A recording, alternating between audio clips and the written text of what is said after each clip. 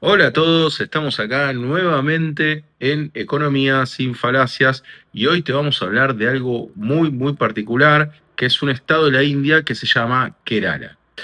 Para que tengamos algún tipo de referencia y qué es lo que tratamos de hacer a partir de descubrir que existe un estado dentro de India en el cual tiene llamativamente indicadores mucho mejores en términos sociales comparado con el resto de India e incluso comparado con distintas regiones de mismo Asia.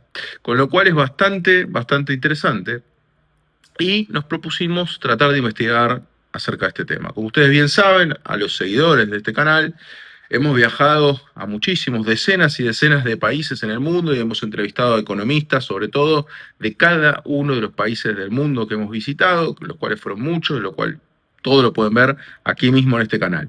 En el caso de India, lo que pasó fue que me propuse ir a India cuando estaba ya en Medio Oriente, y lo que ocurrió es que me puse a tratar de obtener la visa de India, que parecía algo sencillo, incluso creo que ni siquiera tiene costo. Ahora no estoy tratando de hacer memoria porque esto lo hice hace un tiempito atrás y como ustedes saben, estoy con muchos viajes, una dinámica bastante álgida. En función de eso, no pude obtener. La verdad es que es pésimo el sistema de visa de India, se traba, bueno, en fin, es un problema. Por lo cual, como me demoré un día y en definitiva había que hacerlo con cierta anticipación, finalmente tuve que cancelar lo que era mi viaje a India y finalmente decidí volver a Buenos Aires unos días antes de lo que tenía previsto. Así que bueno, pero en función de eso, antes me había contactado con una profesional que vamos a tener la entrevista. Ya no les voy a contar más nada porque ya después de esta pequeña introducción va a venir la entrevista. Eh, que iba a tener una reunión presencial, pero bueno, decidimos, dadas estas cuestiones, hacerlo por Zoom. Pero lo que yo quería hacer era una pequeña introducción de cuestiones que no pudimos hablar por temas de tiempo o por el enfoque que le dimos en la entrevista, como para que ustedes tengan de referencia. Primero, ¿por qué es importante Kerala como estado dentro de India? Primero que tiene un tinte de lo que se va a llamar gestiones socialistas, ¿no? Más vinculadas a lo que generalmente se lo suele catalogar a nivel mundial como socialismo. Y a su vez, ¿cuáles fueron los resultados en términos sociales más relevantes? Vamos a contar algunos. Como va a haber varios que se van a contar en la entrevista. Por ejemplo, la esperanza de vida al nacer, que en India está por debajo de los 70 años, en Kerala está arriba de los 75 años, o sea que este me parece que es un punto importante. Después lo que es muertes de menores de un año por cada 1000 nacidos, en lo que es India, este número es alto, son 25 muertes, cuando en Kerala son 5, o sea, estamos hablando de un quinto de lo que es a nivel nacional. A su vez, lo que es la mortalidad de madres cada 100.000 nacidos vivos está alrededor de 90 a nivel nacional y en Kerala están 18. Digo, como para entender que prácticamente parece otro país cuando uno ve los indicadores. Después tenemos lo que es tasa de alfabetización, también tenemos de un 74% aproximadamente en lo que es India, y sin embargo, esto sí es alfabetización, siempre estamos hablando de saber leer y escribir, ¿no? 74% aproximadamente de la India, 94% aproximadamente está Kerala, ¿no? Con lo cual, ven como en todos estos ítems hay una diferencia más que importante. Y después lo que tenemos, que a mí me parece otro punto importante, digo, hay muchísimos más datos, estoy sencillamente arrojando algunos, desde ya podemos hacer otros videos profundizando, porque me parece un caso realmente apasionante, aparte lo tengo agendado, va a ser uno de los principales destinos que ni bien pueda realizar el viaje, lo voy a hacer, que es la pobreza multidimensional. Por ende, en esto estamos entendiendo como personas pobres en función de 3 dimensiones, o sea, y 12 indicadores, que es como se la está midiendo ahí en el caso de la pobreza multidimensional, según el Progress Review del 2023 del NITI, para que sepan un poco la fuente, bueno, del 14,96 quedaría en toda India, de 0,55 en Kerala. O sea que realmente estamos hablando de diferencias más que importantes. Obviamente son son rasgos muy generales que quería hacer a modo de introducción, pero lo que tienen que tener presente es que Kerala está mostrando algo totalmente distinto en un país que, aparte de ser el más poblado del mundo, tengámoslo en cuenta, está bastante signado históricamente por las malas condiciones de vida, ¿no? De hecho, es todo un desafío para muchas personas viajar a India en función de la pobreza visible, de las cuestiones de hacinamiento, de todo aquel que alguno que tenga acá algún conocido que haya viajado a India lo vivió. Es incluso mentalmente muy duro para mucha gente que viaja a India, y Kerala pareciera ser un oasis dentro de este país. Así que sin más, sin mayor introducción, y teniendo la expectativa de profundizar a futuro, como nos gusta a nosotros, sintiendo, o sea, a mí, y ustedes saben que este es el espíritu de este canal, no me gusta acá empezar a tirar datos sin conocerlos, sin pisar el lugar y sin hablar del lugar, pero en este caso, bueno, como habíamos coordinado la entrevista, me pareció una primera introducción para todos ustedes de este caso que me resulta bastante apasionante, bastante interesante para seguir profundizando. Así que sin más, los dejo con la entrevista y seguramente profundicemos en el futuro con otros videos sobre el tema. Hola a todos, estamos acá nuevamente en una entrevista, en este caso directo con India, más precisamente con Kerala. Vamos a hablar con la doctora Christabel P.G, quien, bueno, elabora muchos trabajos de investigación allí en Kerala, así que vamos a conversar un poco sobre las particularidades que tiene esta parte de India, que evidentemente es bastante desconocido para muchos en América Latina y que acá daremos a conocer. Nice to meet you, Christabel. Thank you for your time. Nice. Thank you. Thank you so much for the opportunity. Yes. Okay. Bueno, voy a hacer las preguntas. La pregunta número 1 sería, ¿podría contarnos brevemente qué es el Cost of Cultivation Scheme y por qué es importante para entender la realidad de los agricultores en Kerala? The cost of cultivation scheme is a centrally, because in India is largely an agricultural country, because a lot of people are still depending on agriculture. So naturally, we need to frame policies for the benefit of the farmers regarding fixing the minimum support price for the crops they are producing. So we need to know what is the cost of cultivation of the farmers who are there in India. So the Indian government has instituted or started this scheme in 1971, and that is actually working as part of the Department of Economics, University of Kerala.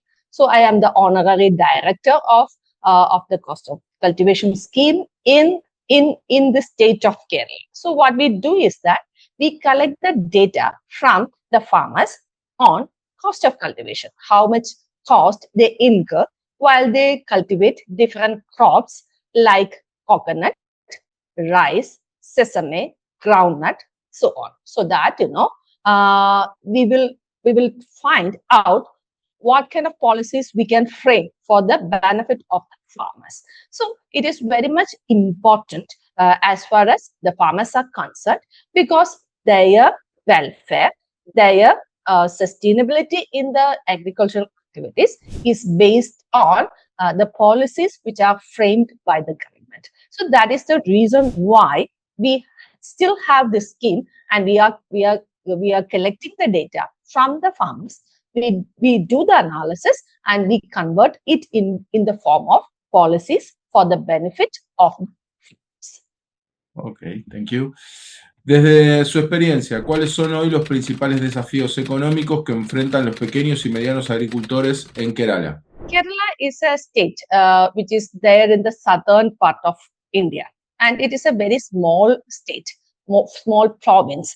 And it has a lot of agroecological zones because the coastal region is there. We have the mountains and also the midlands. So what happens is that we do have the different agricultural practices going on in different parts of the state of Kerala. Especially in mountains, we have the plantations like tea plantation, coffee plantation, and the different spices, including cardamom.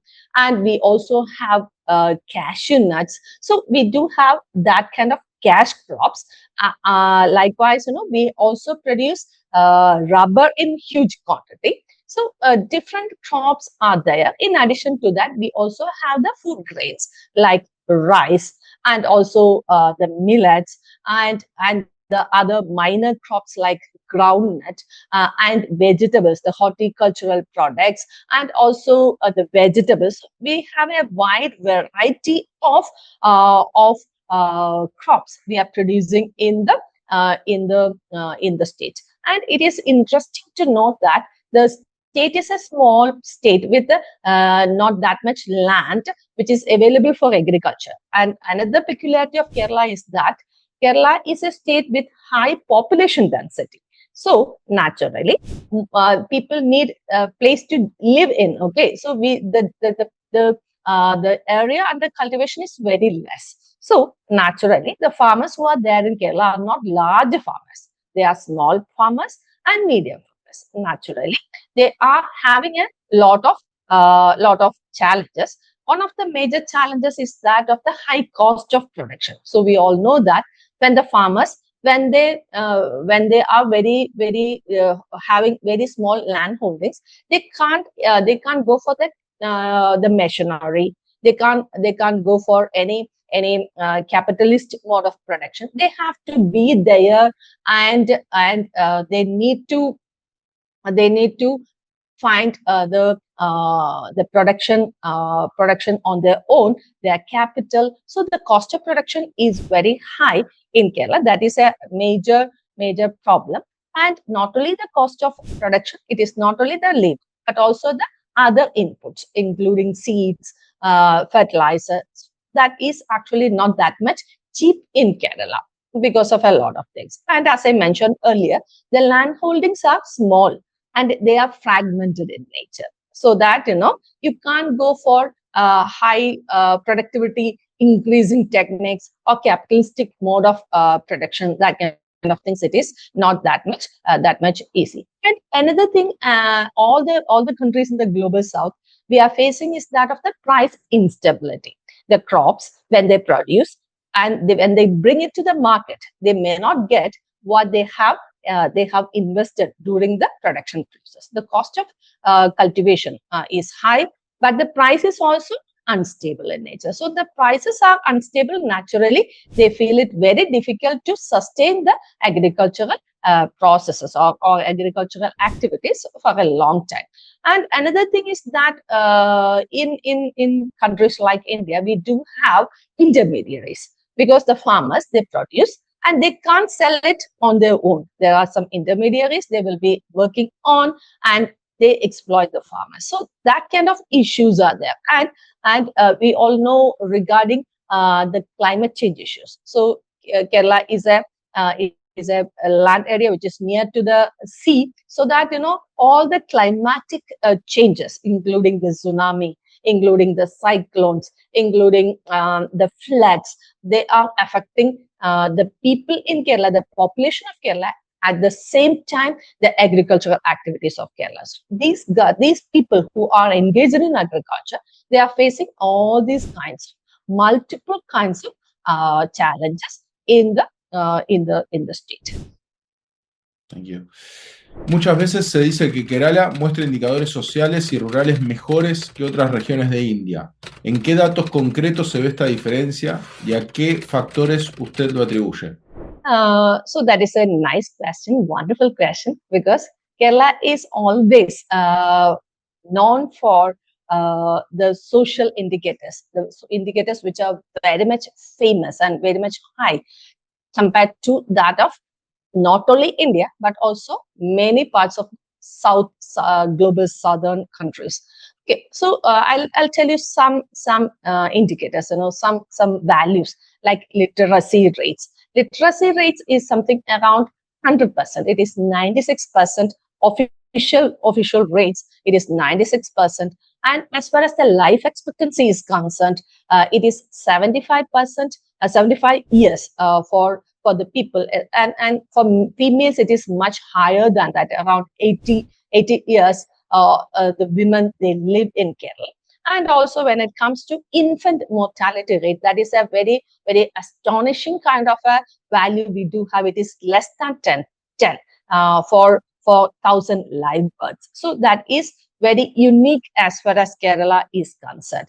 And when we take the case of other economic indicators like poverty, the multidimensional poverty index is at its lowest for Kerala. So this is very visible not only among the different states of India, but also when you compare Kerala's data with the rest of the world. Kerala is actually having a very, very better position in the among the different states and also among the global south countries. So the reason is that there are a lot of historical reasons. Naturally, a lot of historical reasons is there, because Kerala is a political area where we could see a lot of things are happening, especially in the 19th century itself. Christian missionaries, they came, they started schools, they started hospitals, so that the social indicators started going up. The literacy rates were very high even at the starting of the 20th century. So there was a historical reason why we could go with this kind of a high indicators. Also, very recently, especially before 25 years, we introduced a new concept called decentralized governance or decentralized planning, because the total funds of the state government is of that 30% is given or devolved to the local self-governments. That is the basic units, basic administrative units, so that they can plan. They know, they only know what is actually needed at the local areas. So they started planning for their needs. Maybe they built their own bridges, roads. Not only that, they try to initiate enterprises. They try to bring in self-employment activities, and also they try to bring in community development activities, so that that actually help to sustain that kind of indicators over the last 2 centuries. It is not decades, but for 2 centuries, Kerala is trying to maintain it because of all this intervention. Yet another thing is that, as I mentioned earlier, the social capital is also very much high.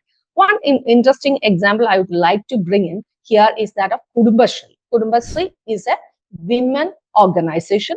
Around 4.5 million women are members of that organization, where the women come together. They raise resources, and what they do, they start micro enterprises. They enter into the political arena. They become leaders at the local areas. So that is another interesting feature of Kerala, because the social capital is high in Kerala.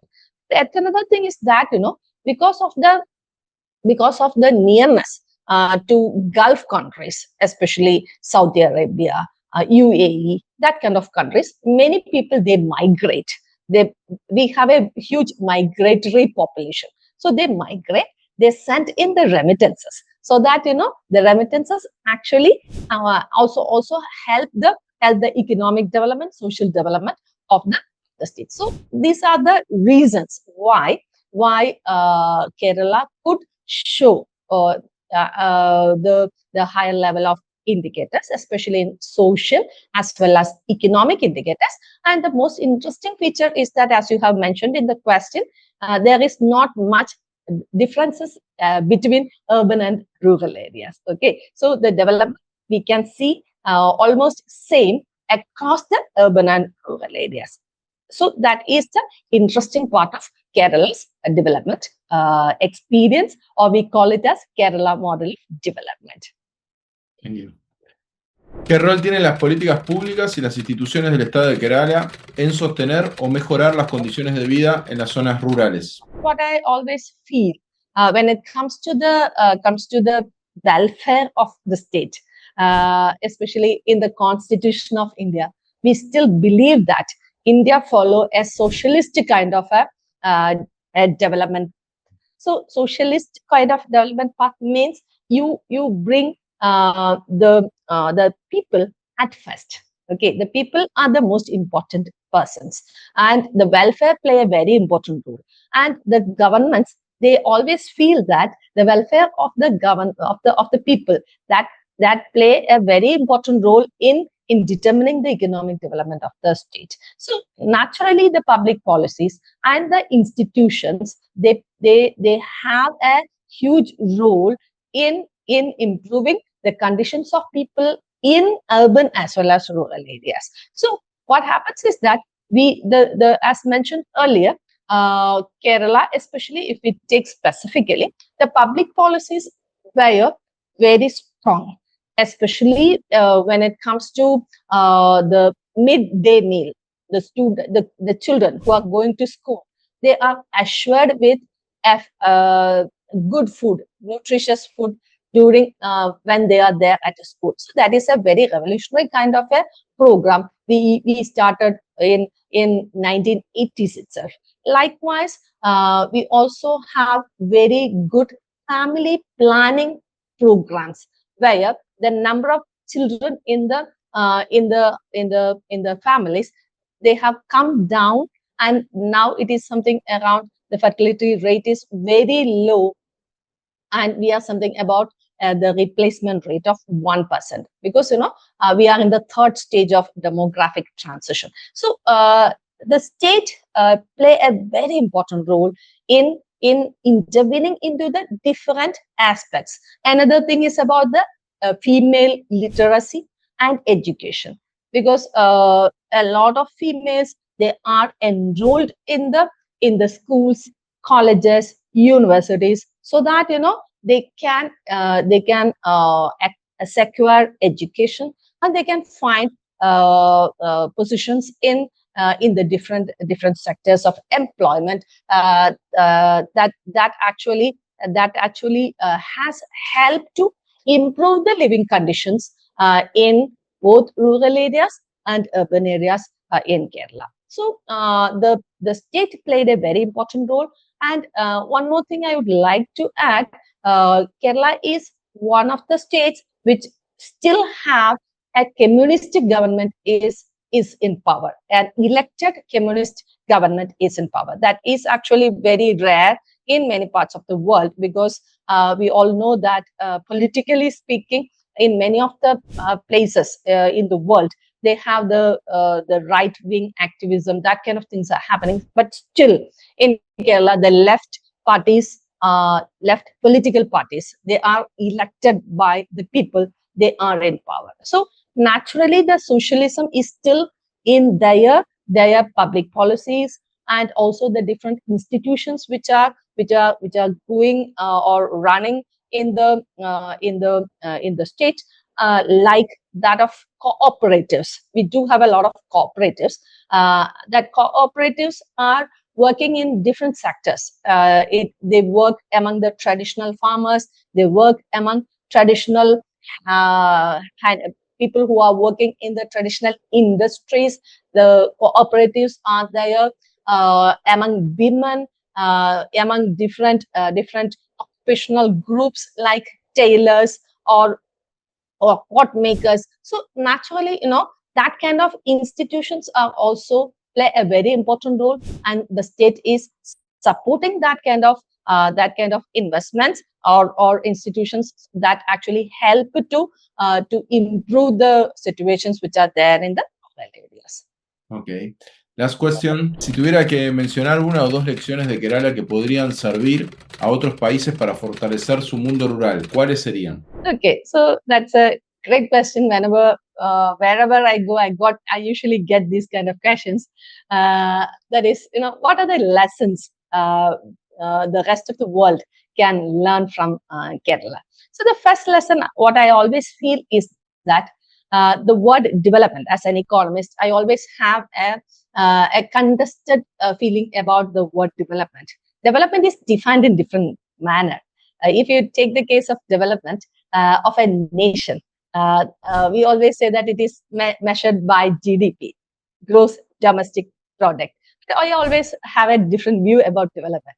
The people must must define what the development is for them. Only and only when the people think that they have developed, then only you can claim that that particular country is developed. So that is what I always feel. So what Kerala has done or followed a different path of development, where they invested in the people. The state has invested hugely on the social aspects of the people rather than the economic capital, or increasing the economic capital of the state. So the state has invested largely on health, education, and also the food, public distribution of the food. So when you invest on the people, naturally what happens, that convert into a huge human capital rather than the economic capital. So naturally, when the people are invested with education, health, and proper food, they are very healthy, and they have an outward looking policy. One of the reasons why the people from Kerala, they migrate to all parts of the world, the reason is that they are socially and economically empowered because of the education and the health and the information they get from across the world. So that is one of the lessons which I would like to make here, is that invest on the people, not just in production. It is not the economic development, but of the human development that is more important. The human development will convert the development, or that will contribute to the development. So that is the best way of defining development. Second thing is about the decentralized and participatory kind of development process that we are following for a very long time. Because as mentioned earlier, in Kerala, we have the socialist parties still ruling the state. So we do have the trade unions, the labor unions. They are still very strong. So they work among farmers, they work among traditional industrialists, they work among different employees, different sectors of the employment, and they make it very clear that the laborers are not exploited. So we can see that there is a decentralized kind of a system which is working in the state, and the people are participating in the development process. So that is yet another lesson the rest of the world need to learn. Another thing is about the policies. When the government they frame the policies, it should not only concentrating on the economic aspects, but it should also go for the social justice. Because in Kerala we have a lot of pension schemes. The state give out pensions to old age people, widowed women, single women, female headed households, and also provide health facilities to almost all the sectors. It is to the elderly population. They give palliative care. That kind of integrating social justice into the economic policies, that also very much important. That is actually helping to have an equity oriented policy rather than increasing setting up huge factories or something like that. For that, Kerala has instituted or brought in the land reforms in 1970s itself, so that the land is almost equitably distributed among the people. That actually reduce the inequality in the economy. So the equity oriented policies actually help to improve the status of the people in Kerala, and that should be the lesson the rest of the world must learn from Kerala. Good. Would you like to add something else? For the time being, I think I'm done. Okay, thank you so much for the opportunity. If you have any supplementary questions, I will be happy to. No problem. Well, I make a close to the video and we finish. Bueno, Okay. espero que te haya. Thank you so much, Christabel, for your Okay. time. I hope everything is okay for you. Okay. Is Yes, it enough for you? yes, it's Okay, okay, it's thank okay, you. it's okay. Bueno, espero Okay. que te haya gustado el video, que le puedas dar me gusta, que puedas compartir, que puedas comentar todo lo que creas necesario y nos vemos en la próxima. Hasta luego.